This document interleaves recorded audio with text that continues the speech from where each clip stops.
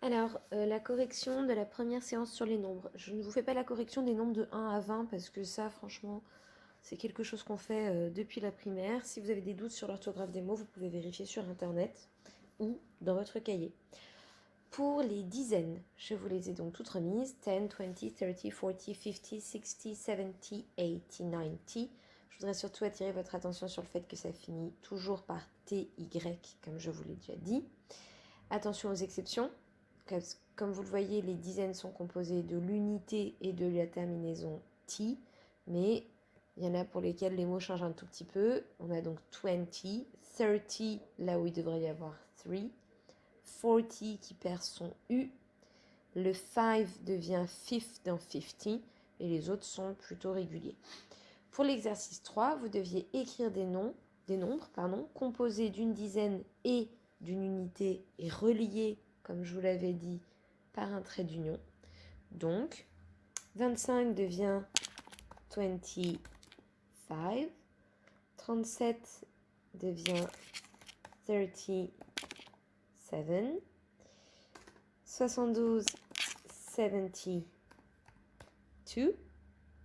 et 98, 98. Voilà, ça c'est pour le début. Pour les centaines, je vous ai donc expliqué qu'on utilise le chiffre de la centaine suivi du mot 100. Et donc voici la correction. Je vous aviez déjà 100 and 200, mais évidemment 300 va faire 300, 400, 400. Vous aviez déjà 500, et donc on continue. 600, 700, 800, 900. J'attire votre attention sur le fait que 100 ne prend pas de S, même s'il y a 900. Et puis pour l'exercice suivant, vous aurez besoin de rajouter une dizaine et une unité après la centaine, et pour cela, vous utiliserez le petit mot de liaison AND. Et on enchaîne avec la correction de l'exercice 5. Vous allez donc compter les centaines, utiliser le mot de liaison AND, rajouter les dizaines et les unités. Dans le premier nombre, il y a une centaine, donc 1, 100, and 3 dizaines, 30. Je mets mon tiret, 2. Et on continue comme ça. 2 centaines, donc 2, 100 and 58. 3 centaines, 300 and 47. 7 centaines, 796.